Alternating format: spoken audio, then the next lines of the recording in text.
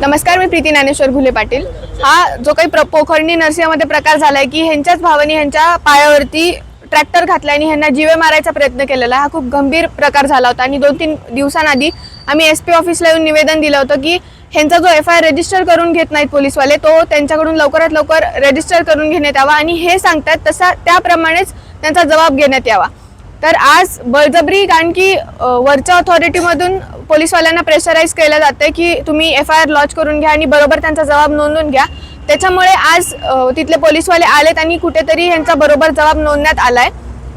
पण आज जेव्हा पोलिसांनी जबाब घेतला तर ह्यांचा भाऊ ह्यांना हे सुद्धा धमकवत आहे की पोलीस एकदा मॅनेज केले तू हे करशील पण ॲडजस्ट करशील, पण आम्ही सिव्हिल हॉस्पिटल पण मॅनेज केले, तिथले डॉक्टर पण मॅनेज केले आणि त्याप्रमाणे त्यांनी सांगितलंय की तुझं मेडिकल सर्टिफिकेटच बदलून टाकतो। त्यांच्याप्रमाणे राईट पायाला यांचा मार लागलेला आहे पण त्यांनी सर्टिफिकेट लेफ्ट पायाचं दिलेलं आहे। त्याच्यामुळे आम्हाला ही सरकारकडे विनंती करायची आहे की हे जे कोणी डॉक्टर आहेत त्यांच्यावर तुम्ही पहिलं कारवाई करा, कारण की ह्यांच्या भावानी त्या डॉक्टरांना मॅनेज केलं आणि त्यांच्याकडून हे चुकीचं सर्टिफिकेट काढून घेतलेलं आहे। आणि एक जबाबदार डॉक्टर यांनी अशा कसल्याही प्रकारच्या ज्या काही गोष्टी आहेत त्या नाही केल्या पाहिजे। त्यामुळे आमची त्या डॉक्टरांविषयी सुद्धा कंप्लेंट आहे। एवढंच नाही तर हे जे पोलीस स्टेशन मधले सगळे पोलीसवाले आहेत हे सुद्धा आज 21 दिवस उलटून सुद्धा त्या आरोपीला पकडत नाहीयेत। आरोपी हा सर्वसामान्य घरातला आहे पण आज तो माणूस एवढा खालच्या पातळीवरती गेलाय की त्याला माहिती आहे की आपण कसल्याही प्रकारचा गुन्हा केला तर आपलं पैसे देऊन कुठेही सगळं कामं होतात आणि म्हणजे कुठलेच पोलीसवाले आपल्याला हात लावत नाहीयेत। त्याच्यामुळे त्या आरोपीची हिंमत वाढलेली आहे आणि हे पोलीसवाले पैसे घेऊन आजपर्यंत त्या आरोपीला अटक केलेली नाहीये। ह्यांचा भाऊ ह्यांना हे पण म्हणतो की जरी मला पोलिसांनी धरलं तर लवकरात लवकर मला MCR वरती मी लगेच सुटून जाईल आणि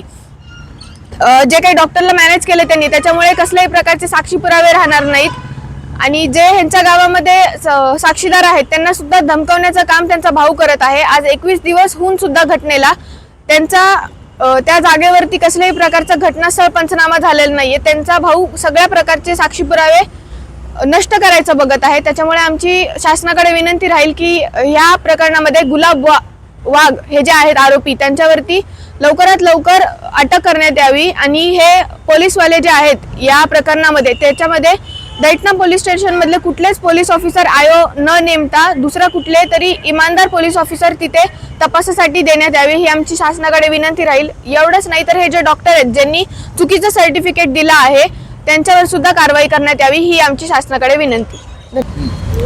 मी विठ्ठल वाघ मी 2-3 दिवसापूर्वी इथे SP ऑफिसला तक्रार दिल्यानंतर कुठंतरी कसा तरी पोलीस यंत्रणेनं गुन्हा दाखल केला आहे, पण त्यात बी त्यांनी आज म्हणजे 21 दिवस झाल्यानंतर सुद्धा आणि गुन्हा दाखल झाल्यानंतर सुद्धा आरोपीला अटक केल्या जात नाही का तर फक्त आरोपी जवळ असलेला पैसा हेच याला कारणीभूत आहे।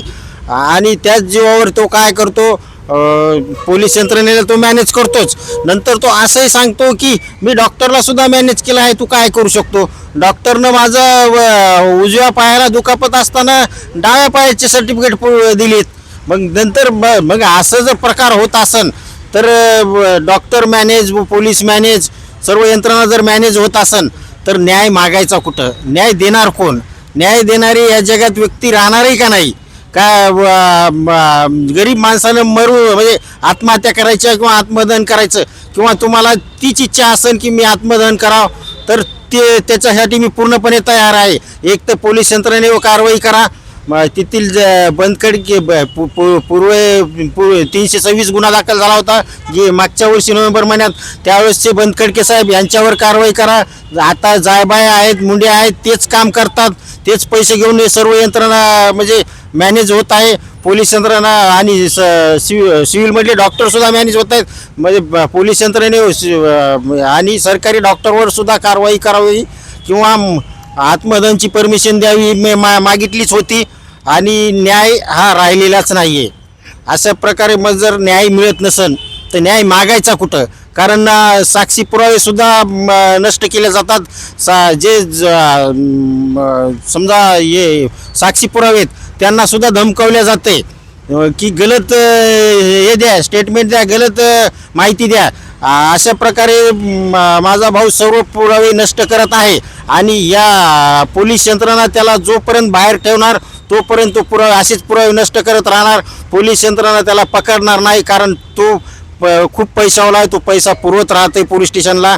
आणि याच्यामुळे माझी वरिष्ठ म्हणजे इथे एस पी साहेबाला मी निवेदन दिले. त्यांनी लक्ष घालून या प्रकरणात म्हणजे या प्रकरणावर लक्ष ठेवावं, लक्ष स्वतः घालावं आणि मला न्याय द्यावा, ही मी मागणी आज निवेदनाद्वारे एस पी साहेबाला केलेली आहे. आणि मला न्याय द्यावा ही कळकळीची विनंती वरिष्ठ पोलीस अधिकाऱ्यांना राहील.